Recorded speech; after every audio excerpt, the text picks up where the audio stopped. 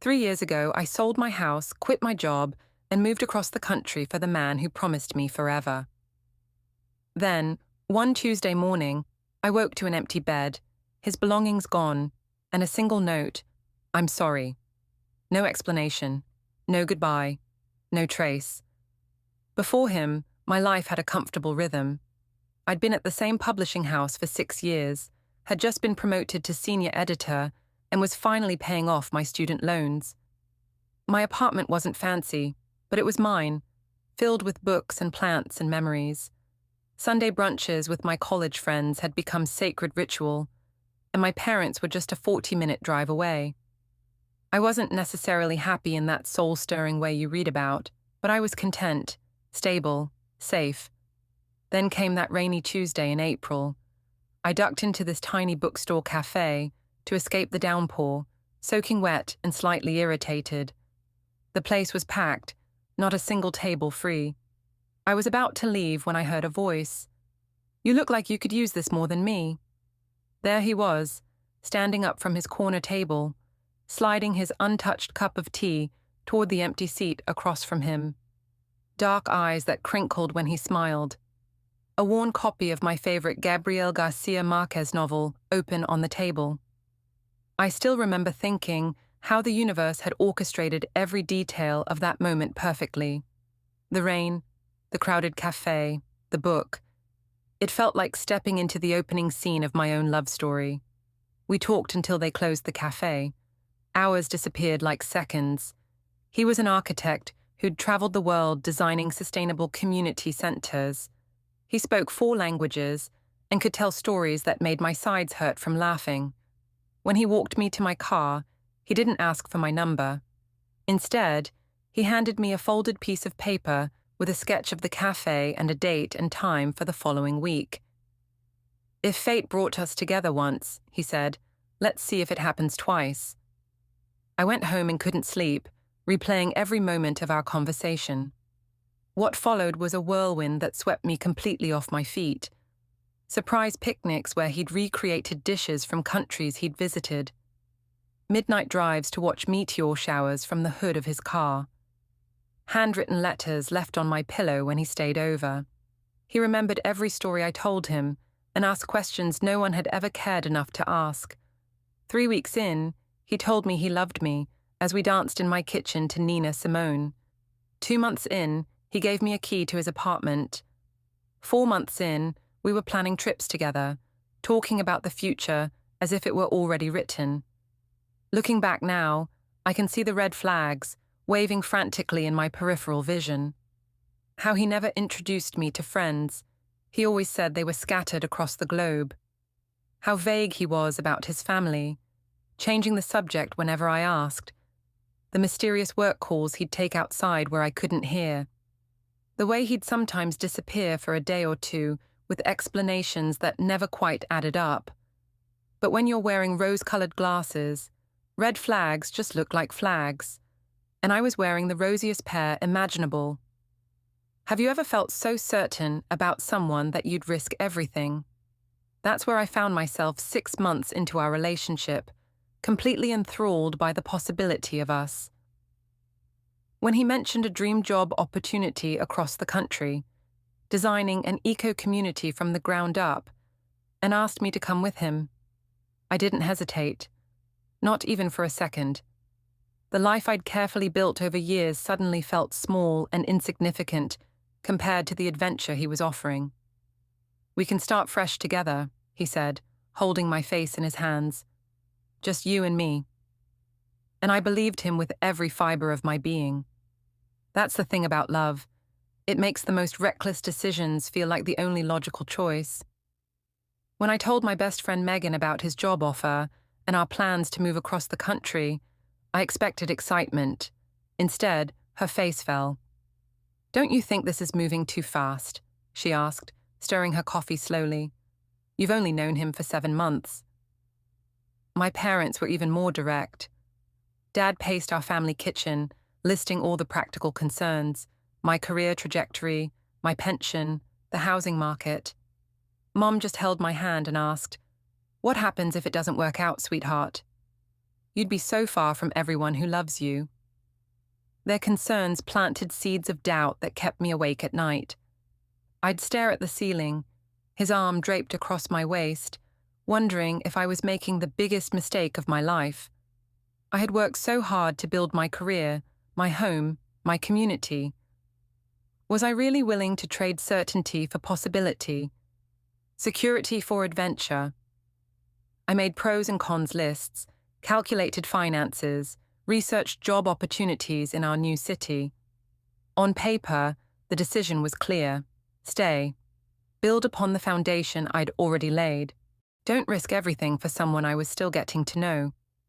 But love doesn't live on paper.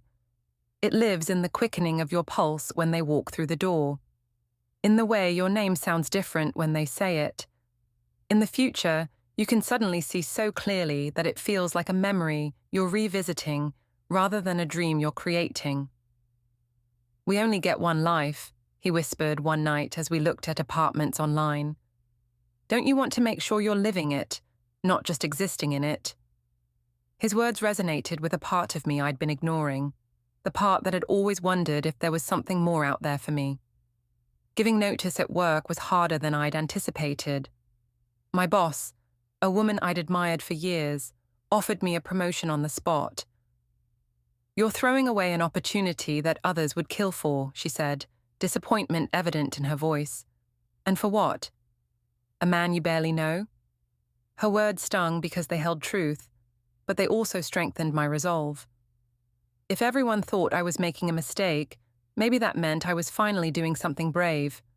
Something for myself, not for others' expectations. The hardest part was packing up my apartment. Each item I wrapped in newspaper represented a memory, a piece of the life I'd built. The vintage record player I'd found at a flea market, the coffee mug collection from places I'd traveled, the framed photo of my college graduation. With each box I sealed, I felt like I was archiving a version of myself that I might never return to. When my parents came to help on the final weekend, Mom cried as she wrapped my grandmother's china. "I always thought I'd see these at your wedding someday," she said quietly. Dad just works silently, methodically, the way he approaches everything difficult. The night before we left, my friends threw a surprise going-away party. We laughed and reminisced and promised to visit often, though we all knew how life has a way of making liars out of well-intentioned promises. As I hugged each person goodbye, I felt the weight of what I was leaving behind. These were the people who knew me before him, who had seen me through heartbreaks and celebrations, failures and triumphs. Would I find that kind of community again? Or was I trading my entire support system for a single person? On our last morning, I stood in the empty apartment, sunlight streaming through the bare windows. 6 years of my life had been lived within these walls. I had arrived fresh out of college, nervous and broke and full of ambition. I was leaving as someone else entirely, someone in love, someone taking a leap of faith. He waited by the door, car packed, excitement radiating from him. "Ready for our adventure?" he asked, holding out his hand. I took one last look around, at the marks on the wall where my bookshelf had stood, at the slightly uneven floorboard by the kitchen that always creaked, at the window where I'd watched countless sunsets. I was saying goodbye, not just to a place, but to a version of myself, the safe, predictable woman I'd always been. "Ready," I said, taking his hand and stepping into the unknown. I didn't look back as we drove away. I couldn't. I had made my choice, and now I had to believe in it with everything I had. We arrived in Seattle after 3 days of driving across the country, singing along to playlists we'd made for each other and staying in quirky motels along the way. The city welcomed us with its famously grey skies and gentle rain, but I didn't mind. Everything felt fresh, pregnant with possibility. Our apartment wasn't ready for another week, so we stayed in a hotel downtown with floor-to-ceiling windows overlooking Elliott Bay. At night, we'd watch the ferries crossing the water, their lights like floating stars against the black canvas of the Sound. "This is the beginning of our story," he said, tracing circles on my back as we lay in bed. I believed him. I believed in us. Moving into our apartment felt like stepping into the future we'd planned. It was smaller than my place back home, but had character. Exposed brick walls, tall windows that let in what little sunlight Seattle offered, wooden floors that creaked with history. We spent that first weekend nesting, unpacking boxes, arguing playfully about where furniture should go, and making love on a mattress on the floor because our bed frame hadn't arrived yet. We bought plants from the farmer's market and hung string lights across the ceiling. It felt magical, like we were building our own little universe that existed separately from the rest of the world. The honeymoon phase of our new life lasted about 3 weeks. That's when reality began seeping in through the cracks of our fantasy. His work schedule became increasingly unpredictable. The community project was more demanding than he'd anticipated, he explained, requiring late nights and early mornings. Some days, he'd leave before dawn and return after I was already asleep. I'd wake briefly as he slipped into bed, smelling of cold air and sometimes alcohol. "Just drinks with the team," he'd murmur, kissing my forehead before rolling away. Meanwhile, I struggled to find my footing professionally. The publishing connections he'd promised didn't materialize. "Give it time," he'd say whenever I brought it up. "Focus on your writing for now." So I did. I set up a little desk by the window and worked on the novel I'd always dreamed of writing. But the isolation began to gnaw at me. Back home, I'd been surrounded by colleagues, friends, family. Here, I knew no one but him. I'd make attempts to connect, joining a yoga class, visiting local bookstores, striking up conversations with baristas, but building meaningful relationships takes time. And time was increasingly something I spent alone. Our finances became intertwined, almost without discussion. It seemed practical at the time. The rent was expensive, and my savings were dwindling faster than expected. "We're in this together," he insisted when I expressed concern about opening a joint account. "What's mine is yours." I ignored the voice in my head that whispered this arrangement benefited him more than me. After all, he was working, I was still searching. When my car needed repairs, he suggested selling it. "We only need one vehicle," he reasoned, "and Seattle has great public transportation." So I sold my car, the first major purchase I'd ever made on my own, and with it, another piece of my independence. Small changes in his behavior appeared so gradually I almost didn't notice them. The thoughtful gestures that had defined our early relationship, surprise notes, spontaneous gifts, middle-of-the-night conversations, became increasingly rare. He grew protective of his phone, turning it face down when I entered the room. When I'd ask about his day, his answers became vague, generic. "Same old," he'd say, quickly changing the subject. Once I bumped into his laptop while cleaning, opening it to find all browsers closed and history cleared. When I mentioned it, he grew defensive. "Do you not trust me?" he asked, his voice edged with anger I hadn't heard before. I apologized immediately, feeling guilty for my suspicion. There were still beautiful moments that kept hope alive. Weekend hikes in the Olympic Peninsula, where he'd hold my hand as we climbed to breathtaking viewpoints.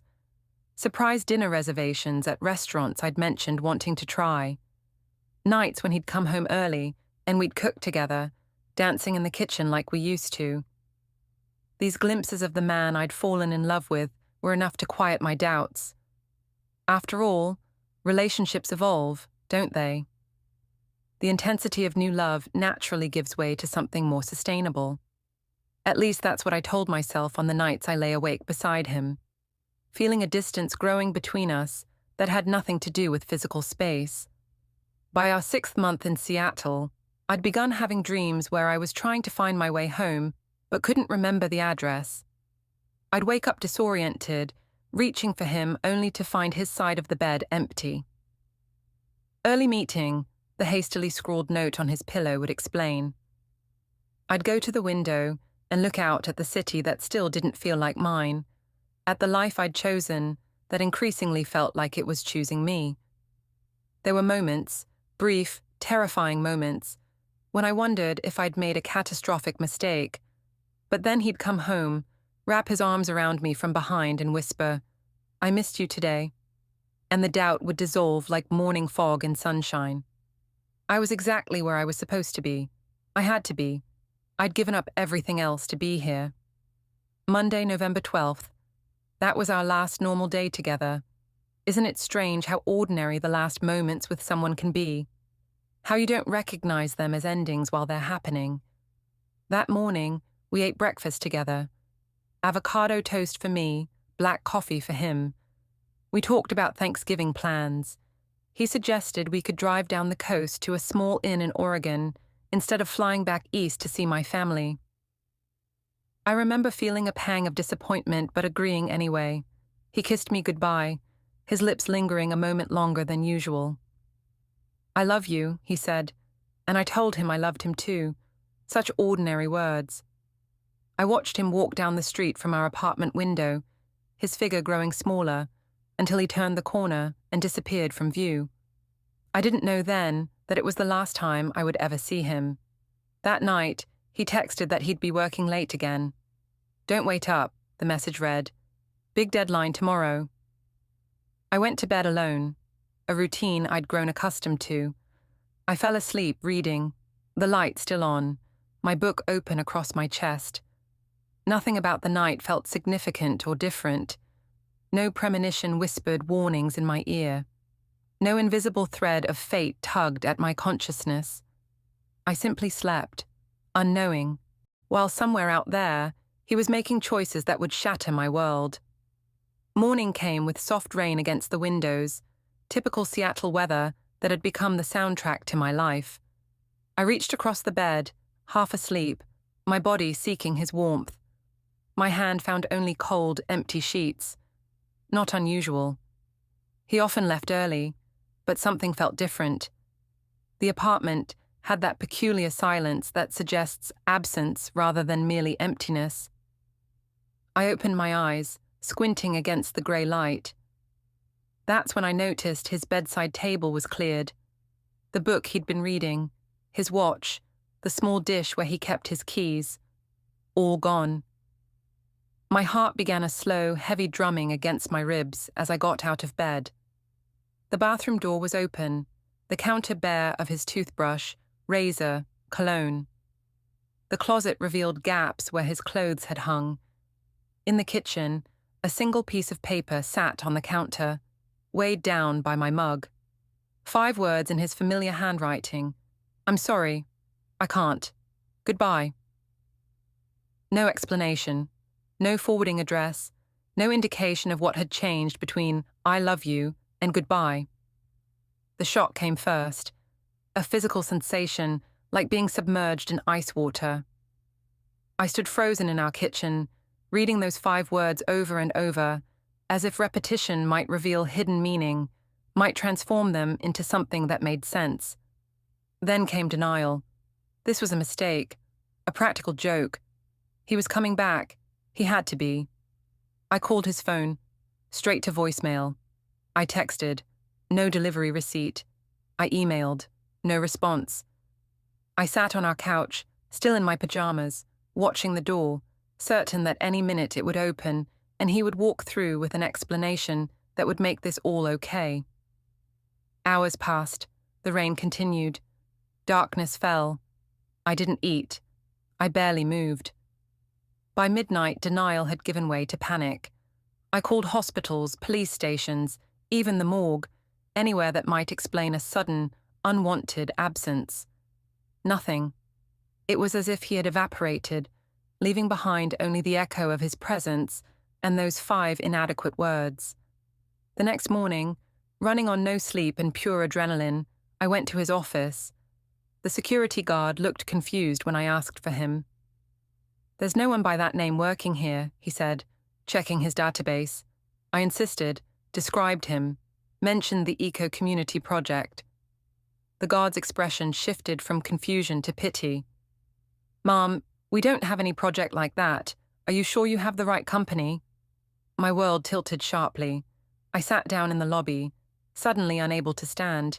If he didn't work here, where had he been going every day? Who had he been meeting? What else had he lied about? I pulled out my phone with trembling hands and called the only other number I had for him. His supposed best friend from college, whom I'd never met, but had heard countless stories about. The number was disconnected. I spent the next 3 days in a frenzy of investigation. I searched our apartment for clues, combing through drawers, looking under furniture, checking every pocket of clothing he'd left behind. I found nothing. No hidden notes explaining his disappearance, no secret phone, no mysterious address. Just the everyday detritus of a shared life, now rendered meaningless.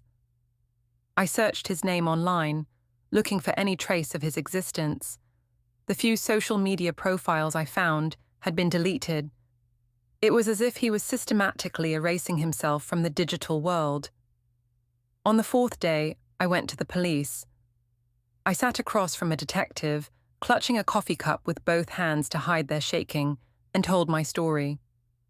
I could see the shift in her expression as I spoke, from concern to something like recognition. When I finished, she sighed. "I'm sorry, but what you're describing sounds like a voluntary disappearance. He took his belongings. He left a note. There's no evidence of foul play. Adults are allowed to leave relationships, even in cruel ways." "But what about identity theft?" I pressed. "What about fraud?" "He lied about his job. He might have lied about everything." She took more notes, promised to look into it, but her words carried no urgency. Unless there's evidence of a crime, there's not much we can do. As I stood to leave, she added something that haunts me still. "You're not the first person I've seen in this situation.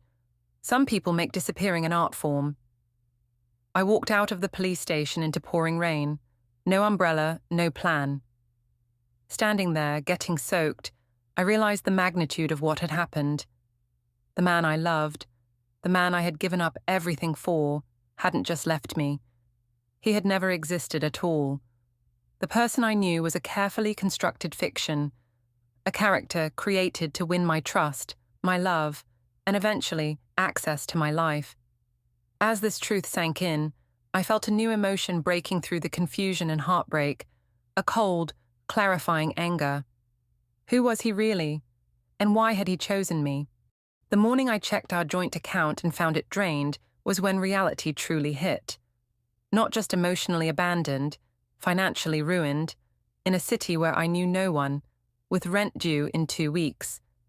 His betrayal was methodical, calculated. Each loving gesture now reframed as a strategic move in a long con. I joined an online support group and discovered I wasn't special, just the latest in his pattern. 3 women before me shared identical stories. The whirlwind romance, the cross-country move, the mysterious disappearance. One had lost her retirement savings. Another, her inheritance. We traded details, assembling the puzzle of a man who changed names like others change clothes. Nights were the hardest. Lying in the bed we'd shared, I grieved not just for him, but for the life I'd left behind. A stable job, friends who knew my history, family dinners on Sundays, all sacrificed for someone who never existed. Rock bottom came on a rainy Tuesday, 3 months after he vanished. Eviction notice on the door. Phone service disconnected. Sitting on the bathroom floor at 3 a.m., I caught my reflection in a shard of mirror I'd broken in anger. A stranger stared back, hollow-eyed, broken. That night, I made a choice. I could remain his victim or become my own savior. My parents begged me to come home. They'd send a plane ticket. They'd help me start over. It would be so easy to retreat to the safety of my old life, to sleep in my childhood bedroom until the wounds healed. But something in me resisted. Going back felt like confirming his power over me, proof that I couldn't survive without the scaffolding of my previous life. So I stayed, not for him, not for what we had built, but for me. To prove I could rise from these ashes, I started small. A coffee shop 2 blocks away needed weekend help. The pay barely covered groceries, but the routine anchored my days. I found a roommate through a Women in Crisis housing board. Maria, a 50-something divorce survivor with a spare room and a no-nonsense attitude. Men come and go, she told me on my first night there, but who you are belongs to you alone. In a free community therapy group, I met others piecing together broken lives: a widow, a recovering addict, a cancer survivor. Their stories dwarfed mine in pain, yet overflowed with resilience. We shared techniques for getting through the hardest moments: breathing exercises, gratitude practices, permission to feel rage without letting it consume you. My therapist helped me untangle the knots of shame and self-blame. You weren't stupid for trusting, she insisted. He was calculating for exploiting that trust. Slowly, I excavated parts of myself I'd buried during our relationship: my love for photography, my terrible singing voice, my tendency to laugh at the wrong moments in serious movies. 6 months after his disappearance, I joined a hiking group. Terrified but determined, I forced myself to connect with strangers again. On a misty trail overlooking the Sound, I shared parts of my story with a fellow hiker. Instead of pity, she offered simple companionship. That day marked the first time I'd gone hours without thinking of him. The woman I am now bears little resemblance to either version that came before, not the cautious, predictable editor from my hometown, nor the love-blind woman who followed a fantasy across the country. This new version is storm-weathered but unbroken, cautious but not closed, scarred but stronger at the broken places. His disappearance destroyed the life I knew. But from those ruins, I built something entirely mine. I didn't just lose him that day. I lost the person I thought I was. But the woman who emerged from that betrayal is stronger than I ever imagined possible. If you're drowning in someone else's deception right now, remember, your story doesn't end where they left you. Reach out, share your truth, and start writing the next chapter. Subscribe to hear more stories of resilience and join our community of survivors who refuse to be defined by abandonment.